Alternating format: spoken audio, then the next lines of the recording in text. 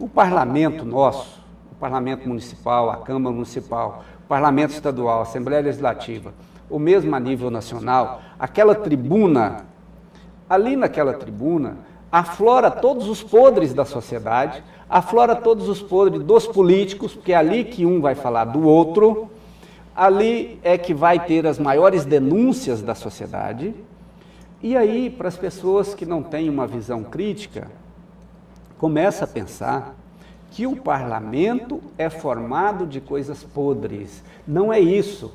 É porque ali é o espaço para o afloramento dos equívocos, das anomalias na política, das anomalias empresariais. É ali na tribuna que é o espaço para o parlamentar, que é representante do povo, dar transparência e mostrar para a população através de denúncia. Só que à medida que um coloca, o outro vem e rebate, o outro vem de cá e é contra. Aí cria uma confusão na cabeça das pessoas e elas ficam pensando que ali nada não presta e que é os parlamentares que não prestam. E nem sempre o nosso sistema de comunicação contribui para mostrar que esse espaço é fundamental para a conscientização do povo brasileiro, para a conscientização do eleitor, para a conscientização do cidadão. Muitas vezes a imprensa faz questão de misturar tudo e dizer que nada não presta. E não é esse o melhor caminho. Nós precisamos de observar aquele espaço democrático e, a partir dali, formarmos a nossa opinião, quer seja a opinião do gestor público, quer seja a opinião do cidadão comum. Mas observar com muita atenção, para saber quem é quem. Então, o espaço do parlamento ele é importante demais. Ele precisa existir. Porque à medida que o cidadão desanima com o parlamento, ele vai querer o quê? A ditadura. Sim. A ditadura é atraso, é falta de participação, é repressão às pessoas que querem liberdade. Não teríamos esse programa aqui se fosse no regime de exceção de ditadura. Já estaria uns 3 soldados lá na porta esperando para prender nós dois. Pois é. Então isso não é bom para ninguém. E olha que a gente não está querendo mal de ninguém, nós estamos tentando achar uma alternativa de políticas propositivas, de políticas construtivas, para que esse país nosso deixe de viver o atraso e possamos avançar cada vez mais. O senhor toca num ponto importante. A política hoje, ela se dá muito mais em apontar erros do que mostrar soluções.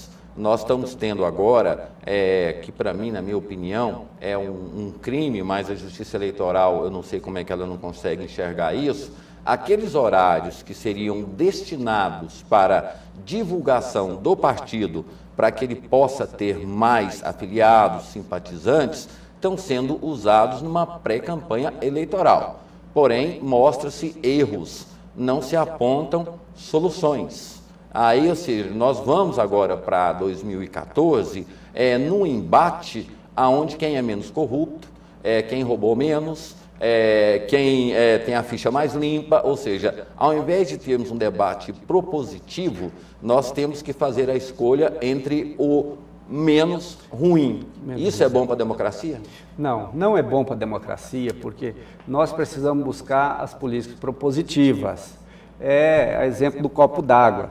Você olha para o copo d'água, mas ele está meio vazio, ele está com pouca água. E você pode olhar o copo d'água e dizer, não, ele está quase cheio, ou como tem muita água no copo. A política propositiva é isso, nós queremos ver o lado positivo das coisas. Nós precisamos buscar mostrar o que está melhorando, não o que está piorando. E aí, eu volto a insistir nos meios de comunicação no Brasil. Eles estão muito preocupados com aquela notícia que chama atenção, aquela notícia que é a pior possível para garantir a audiência, para poder naquela audiência vender os seus produtos, fazer as suas propagandas. E é claro que as notícias ruins chamam mais atenção. Isso nós estamos falando no aspecto cultural da sociedade brasileira, mas isso também vale para a política. E aí alguma notícia, recentemente a gente via falar aí de uma moça muito bonita que servia de lobista, não se focou se o parlamentar tinha cometido crime ou não, focou no relacionamento do parlamentar com a moça bonita. É. E todas as gravações apresentadas até agora não mostrou nenhum enlace sentimental dos dois, só conversas fúteis, nada de que realmente justificasse isso, mas isso é que passou a chamar a atenção de todo mundo. Ora, o foco tem que ser outro, e não esse aspecto tão superficial, porque tinha uma mulher muito bonita envolvida, né?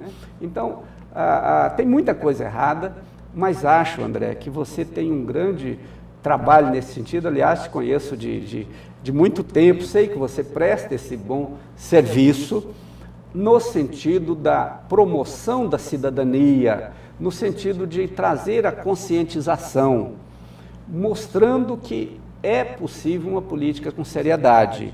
Nós estamos muito longe do que nós achamos ideal, mas estamos avançando. Paulatinamente, pouco a pouco, estamos avançando. Graças às pessoas que acreditam no futuro desse país, acreditam no futuro de Goiânia, e eu sou um otimista.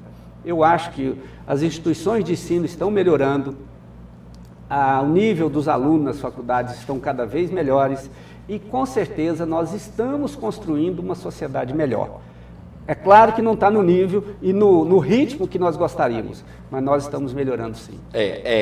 Não só a opinião pública, ela é formada a partir de notícias e não informação, como também os meios de comunicação são influenciados por notícias e não por comunicação. Vou dizer para o senhor, ontem eu disse no programa aqui no Capital Gente, um fato que me chamou a atenção. Esse fato que aconteceu na Assembleia Legislativa, a Polícia Federal, ela não indiciou os deputados porque, segundo a Polícia Federal, não existem elementos que comprovem a culpabilidade ou até algo que é uma prova concreta para que possa ser indiciado esses deputados. Aí eu me reportei a José Dirceu, absolutamente o mesmo caso. Não existem provas que José Dirceu foi chefe de quadrilha, não existem provas de que ele operou o mensalão, não existem provas cabais, ou seja, provas que possam dar a ele esse julgamento. O julgamento foi muito mais partido do princípio porque tem aquela linguagem jurídica, né, que agora me falta, né? Da presunção. Da presunção, exatamente. José Dirceu foi julgado no princípio da presunção. Não há provas concretas que ele tenha falado com alguém, que ele tenha feito algum negócio. Então ele foi julgado e condenado pelo princípio da presunção de que ele tenha participado de algum esquema. E a Polícia Federal agora, ela não indiciou os deputados utilizando a mesma forma de pensar. Não existem fatos que provem a participação dos deputados. Aí eu fico pensando, fomos injustos com José Dirceu? A mídia já condenou José Dirceu? Porque se a gente partir desse princípio básico da lei da presunção, vale tanto para os deputados como para José Dirceu e também para Delúbio Soares, porque não tem nenhum crime provado, existe a presunção e a partir da presunção eles foram condenados. Estou errado ao pensar assim? Não, está correto. Essa coisa da presunção dá um livre-arbítrio para o julgador a oscilar muito na sua forma de ali dar a sua sentença. Nós temos leis, a lei deve ser aplicada. Quando, às vezes, nós ficamos indignados com a quantidade de oportunidades que esse grupo acusado aí de mensalão está tendo para fazer suas defesas, mas não é de graça, não. É exatamente porque falta ali a prova cabal de que eles realmente cometeram o crime. Exatamente. E aí os jus esperneantes, eles vão fazer a defesa deles enquanto for possível. E realmente foi a partir de presunção. Delúbio Soares promoveu aí vários seminários mostrando para as pessoas mais próximas dele, para alguns militantes do partido, como ele estava sendo condenado por algo que não tinha consistência, não tinha prova da sua participação.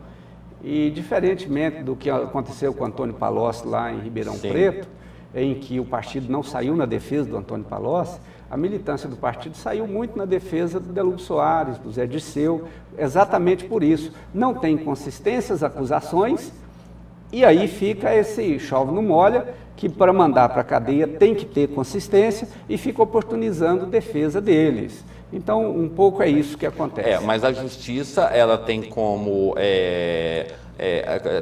princípio aquela máxima, né? É melhor deixar um culpado solto do que o inocente preso.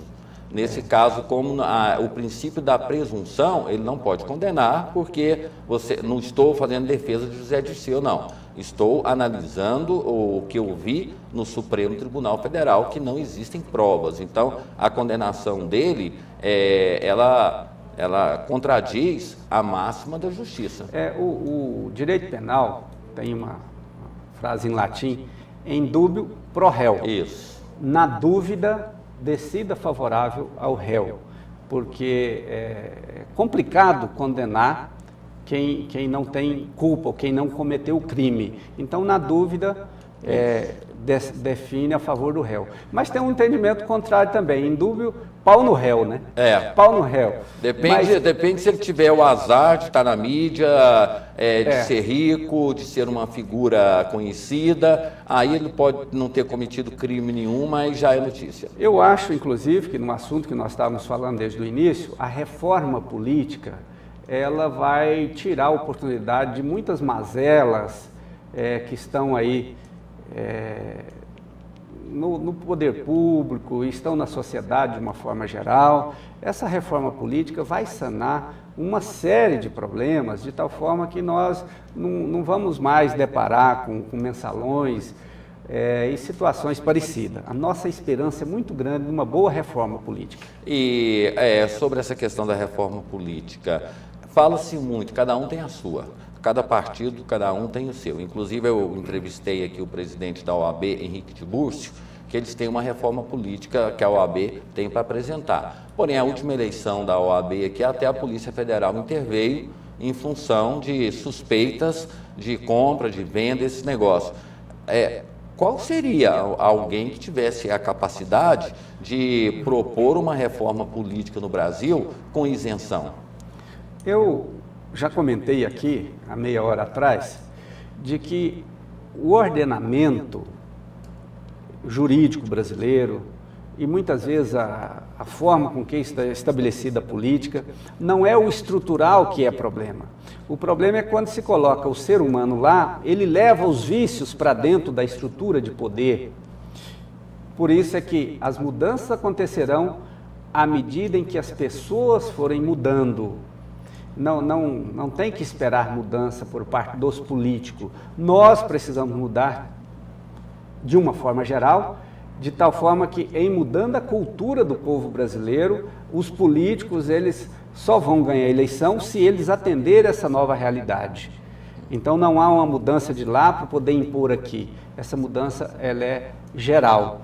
Ela é uma mudança do eleitor que está mudando o eleito. E a mudança do eleito influenciando o eleitor. Eu diria que hoje nós temos um Congresso Nacional, nós temos políticos em Goiânia que representam exatamente o que é a nossa sociedade goiana, é exatamente a sociedade brasileira. Então eles estão lá como expressão desse povo. Aí quando você aperta mesmo o seu colega aqui do lado, fala assim, mas você não acha que ele tirou proveito, que ele fez uma corrupção, que ele está levando dinheiro fácil? Aí a pessoa que está perto de você fala baixinho no seu ouvido, se eu estivesse lá, eu também faria desse jeito, ele está levando vantagem. Isso. Então a lei do levar vantagem, é que nós precisamos da formação de berço para nossas crianças, para os nossos adolescentes, que começa a dirigir antes de ter a carteira e o pai está do lado ali achando bonito, só acha feio quando ele bate o carro, mas deixa o filho dirigir antes dele ter a sua habilitação. Então, é uma forma geral da sociedade que precisa ser questionado, que precisa ser reavaliado. E aí a formação de berço, a formação dos nossos filhos, a formação do adolescente precisa ser alterada. Porque às vezes o professor começa a falar, o próprio aluno fica ironizando, o professor está numa ilha de fantasia, a realidade é outra. E não é assim. nós acreditamos no mundo diferente, nós temos que lutar por esse mundo diferente, sob pena de ficar na mesmice, sem uma expectativa de transformação do que está tudo errado nesse mundo, ou quase tudo errado, e que cada vez mais precisa de mudança.